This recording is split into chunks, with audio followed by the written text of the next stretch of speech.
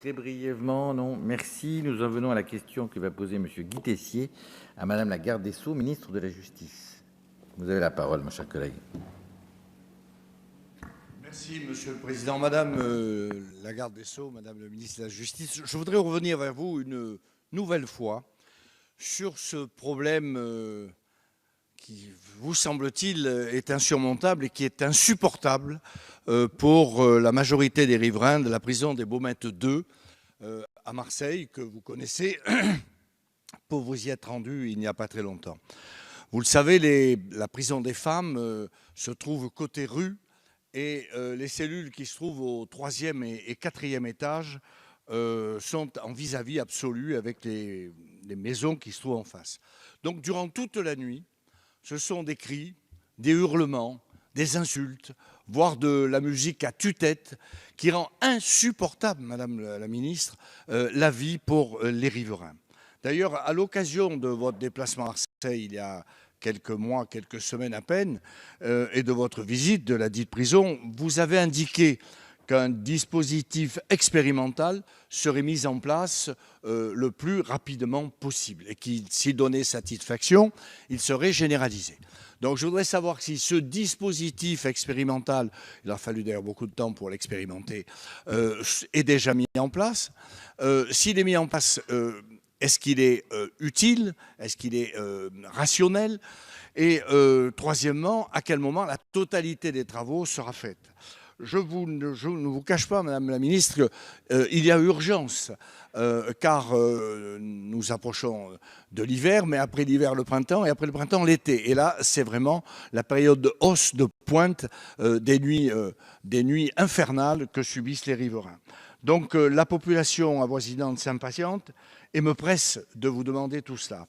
Qu'il me soit permis également de vous poser la question à savoir si ce système expérimental annulera le rehaussement du mur d'enceinte de la prison qui mettrait fin définitivement à toutes ces nuisances et à ces tapages qui sont absolument infernaux. Je dois vous dire que le comité d'intérêt de quartier, la population dans son ensemble et les riverains, toutes tendances confondues, mais les élus aussi, souhaiteraient ardemment cela. Merci, madame. Merci. Madame la ministre, vous avez la parole. Monsieur le Président, messieurs les députés, monsieur le député Tessier, j'ai pris moi-même, vous l'avez rappelé, évidemment toute la mesure du mécontentement, et pas seulement du mécontentement, de la gêne occasionnée auprès des riverains en me rendant aux Baumettes. Mon ministère également s'attache à traiter cette question et il met tout en œuvre pour réduire ces nuisances. D'une part, à l'intérieur, nous avons mis en place une gestion disciplinaire ferme des tapages pour infléchir les comportements, identification des auteurs, saisine de la commission de discipline et affectation des détenus identifiés dans les zones évidemment moins exposées à la possibilité d'émettre des nuisances. La direction de l'établissement entretient par ailleurs, depuis septembre 2017, un lien régulier avec les représentants du comité d'intérêt de quartier. Le chef d'établissement reçoit une délégation du collectif des riverains environ une fois par mois.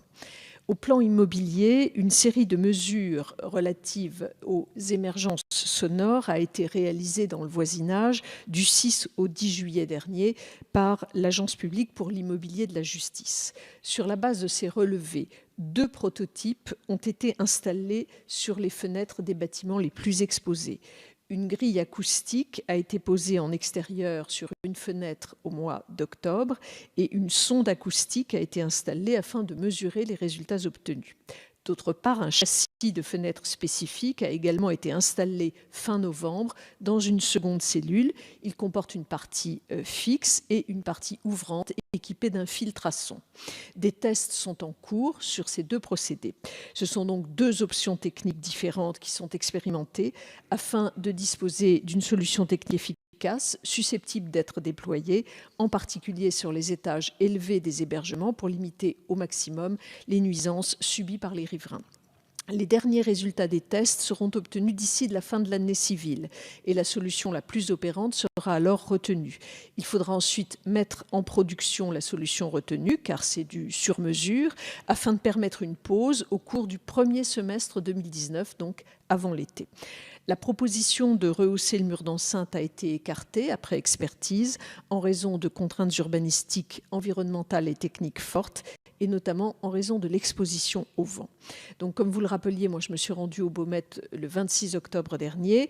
À cette occasion, j'ai pu présenter aux représentants du comité des riverains les deux positions dont je vous ai parlé. Elles sont en cours d'expérimentation. Je les ai d'ailleurs présentées également au maire d'arrondissement de Marseille. Et nous ferons en sorte que cela soit mis en œuvre, je vous le disais à l'instant, avant l'été. Nous avons également, dans le cadre des travaux prévus sur Beaumet 3, prévu une large association des élus et des riverains, au-delà de ce qu'imposent les règles de consultation publique. Ainsi, nous entendons prévenir les difficultés rencontrées lors des situations précédentes. Très brièvement, mon cher collègue, Monsieur Tessier, vous avez la parole. Merci, Madame la Ministre, des avancées que vous venez de m'énumérer. 2 ou 3 points, si vous le voulez bien. Le premier point, c'est que vous dites que les détenus qui sont pris en flagrant délit de tapage sont punis, voire sont changés de cellule. Mais enfin, je me permettais de vous rappeler que pour communiquer, il faut être 2. Et ceux qui sont dehors, eux, ne sont pas punis et continuent à venir sous les fenêtres de ces dames pour, non pas venir avec une mandoline chanter des complaintes, mais des choses beaucoup moins agréables à entendre. C'est la première des choses. La seconde, bon, je vous remercie de cette avancée et des procédés que vous allez mettre ensemble. Je me permets de vous rappeler que le maire d'arrondissement qui m'a succédé n'est autre que mon collaborateur depuis 20 ans et qu'il est mon député suppléant. Donc j'étais parfaitement au courant de tout ça et j'ai regretté de ne pas être présent le jour où vous êtes venu. Troisièmement, je trouve qu'il est regrettable et que vous n'y êtes pour rien parce que ce sont vos services techniques qui ont dit ça, que l'exposition au vent me paraît quelque chose d'absolument invraisemblable parce que les murs sont toujours en général exposés d'une manière ou d'une autre au vent et je ne vois pas ce que le vent a à faire dans cette affaire. Merci madame. Merci.